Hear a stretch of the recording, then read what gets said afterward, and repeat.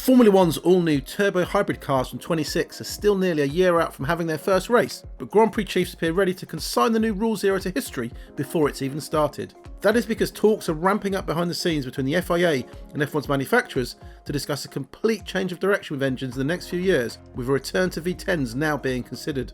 This would move F1 away from the next generation turbo hybrids that get 50% of their power from batteries, and instead going back to something like an old school V10 or V8 screamer, but this time run on fully sustainable fuel.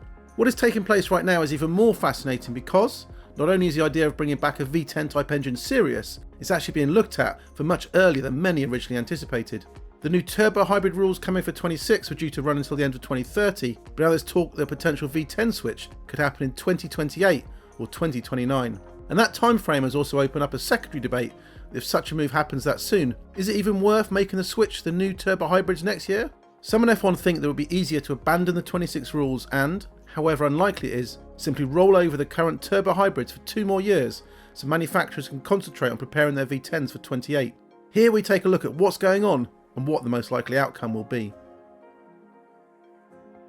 When F1 announced the new 2026 turbo hybrid engine rules back in 2022, alongside a switch to fully sustainable fuels, they were hailed as significant in keeping manufacturers in F1. For with car makers a couple of years ago increasingly interested in electric vehicles, there was a worry that if F1 stayed with the power units we have at the moment, then it could lead to an exodus because the shift to more electrification was not happening. Honda was already intent on leaving F1, Renault's future was shaky, and no one else appeared willing to sign up, knowing their rivals had more than a decade's head start in understanding the current rules, having worked on the turbo hybrids since 2014. Just look how far behind Honda was in its understanding when it came in 2015, just 1 year after the main opposition all got going. There were genuine fears that in a worst case scenario, F1 could be left with just 2 manufacturers, Mercedes and Ferrari, if things had stayed the same. That's why F1 and the FIA felt that some fresh blood was needed with a rules revamp, and everyone bent over backwards to accommodate the Audi VW group in creating rules that would help entice it in. Abandoning the MGUH, plus the 50-50 split of power from the ICE and electric coming in, did the trick in convincing Audi to enter F1. However, a second effort to get Porsche in with Red Bull ultimately collapsed, leaving the energy drinks giant instead committing to building its own power unit. Soon after the rules were announced, Honda also announced a U-turn on its F1 focus, committing to remaining as it forged a partnership with Aston Martin. But while the new regulations have done their job in securing new manufacturers, and Cadillac can be thrown into the mix now too because it has committed to enter a team and eventually build its own engine, the new rules have not proved to be plain sailing. As teams began digging deep into developing the new designs, they realised that the increased reliance on battery power and the loss of the MGUH energy recovery device to harvest it left the engines starved of power over a lap. Early simulations triggered some panic stories of the cars suddenly losing all their battery power halfway down the straights, and drivers even needed to change down gears before they got to the braking zones. The power concerns also forced some compromises with the 26 car rules, with the FIA needing to work out ways to dramatically reduce drag so that even more power could be saved in pushing the cars down the straights. This manifested itself in active aero. Front and rear wings are going to move up and down to have different configurations in the corners, where they will be in a high position for maximum downforce, and on the straights where they will be flatter for minimum drag. While a lot of effort has gone into trying to address the concerns about the power drop-off, which has included rules to taper energy deployment so battery power lasts much longer down the straights before being fully used up, it still may not prove to be ideal for the racing. But perhaps worst of all with the new power units is that they've proved to be very complex and hugely expensive to develop. The turbo ICE itself is not such a problem, but battery technology is moving fast, and if manufacturers want to get on top of it, they've got to invest heavily. The concerns about the impact on the racing, allied to the potentially high costs, are 2 factors that have hung heavy ahead of the new rules era and triggered thoughts that maybe these new turbo hybrids are not the longer term solution for F1.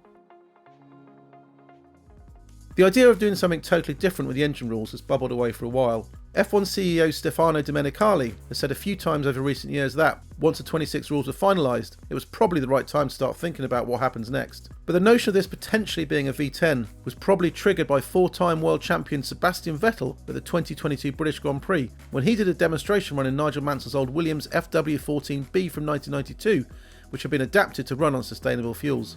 Vettel suggested there did not seem to be much stopping F1's future being run in a similar way with V10s, especially as costs continue to ramp up with the turbo hybrids. While Vettel's V10 idea was dismissed at the time by F1, with their managing director Ross Brawn suggesting manufacturers would not be interested, it has remained on the back burner.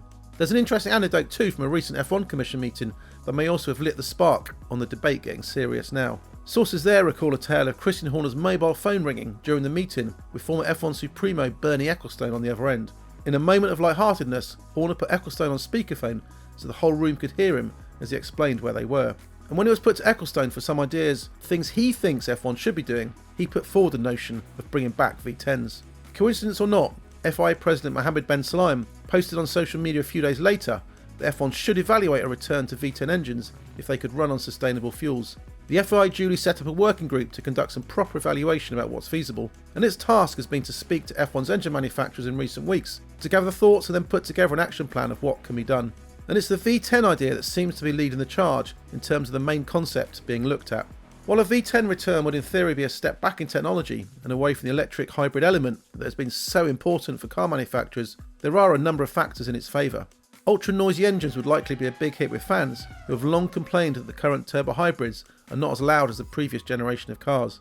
The power units could also involve much cheaper to develop technology than the turbo hybrids, and this may open up potential manufacturer interests from those which feel priced out at the moment. There's also a suggestion that it could open the door to wholly independent engine manufacturers like Cosworth to return to F1 and stop Grand Prix racing becoming so reliant on car makers. Relying on manufacturers to retain their long-term interest in F1 could leave the championship exposed if there was a sudden exodus. This is especially true amid a time when car makers are facing financial difficulties and uncertainties relating to which technology could shape the next chapter of road car sales in the future. Another element in favour of a naturally aspirated engine is weight, as the battery elements of the current hybrids have added a lot of bulk to F1 cars at a time when efforts are being made to make them nimbler again. Over the recent Chinese Grand Prix, the FIA's single-seater technical director Nicholas Tombazis was spotted holding meetings with several of F1's manufacturers to gauge their feedback about what should happen. And there are two questions he's been posing to get feedback on. The first is, should F1 go to a different type of engine for 28 or 29, one that is less complex, cheaper, and could potentially tick all the boxes and be more relevant for car makers, more exciting for fans, and a win for F1 itself? If the conclusion from that question is yes, and he's also been asking for opinions on what should happen to the next generation of turbo hybrids coming in for 2026. And that produces two separate options. One, to stick with them until the V10s are ready, or the second one that's a bit more extreme. It is to abandon the plans for 26, stick with what we have now, and make the switch over to V10s as soon as possible.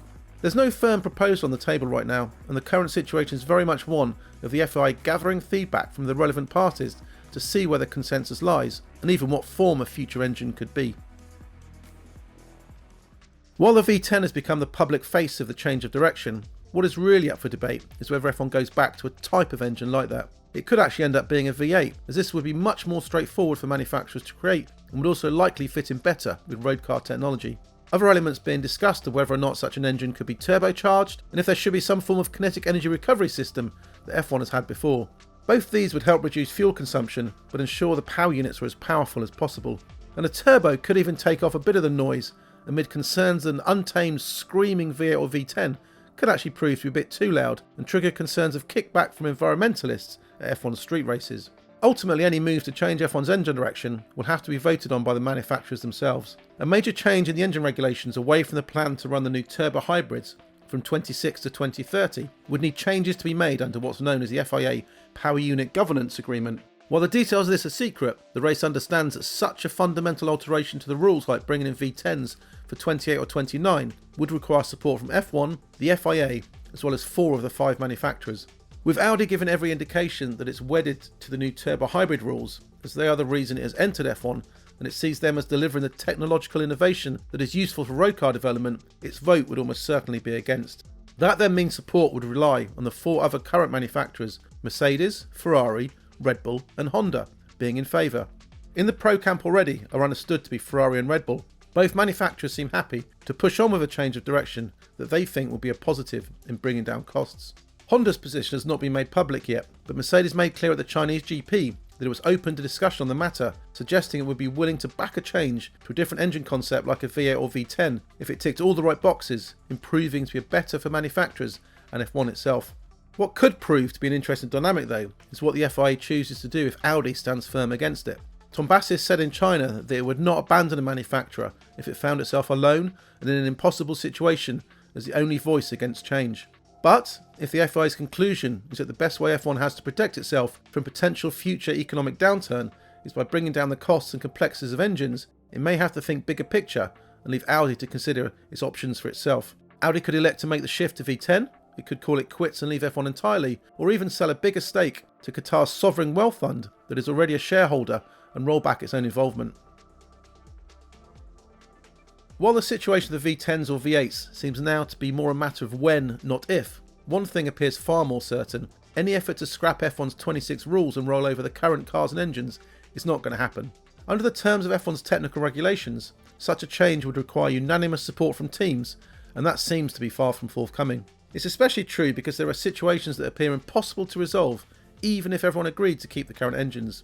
These include new entrant Audi not having an engine that it can compete with next year. Plus, Honda's switch to Aston Martin leaves Red Bull and sister team Racing Bulls without power units if the 26 rules are binned, because its new engine project with Ford has all been focused on the new rules. Furthermore, Mercedes has said that, with all its dynos and manufacturing switched over to 26 power unit, it's not in a position to be able to roll back its plans and start producing its current engines for another season or so. And while it's not impossible it could cobble together some engines for its own works team if there was an emergency change of plan, it would not be able to get enough units together to supply customers, so McLaren, Williams and Alpine would be left without engines. This then means an early move away from turbo hybrids will not happen, but the key question now is just how long has F1's turbo hybrid era got remaining, because every indication is that F1's about to commit to a very different path.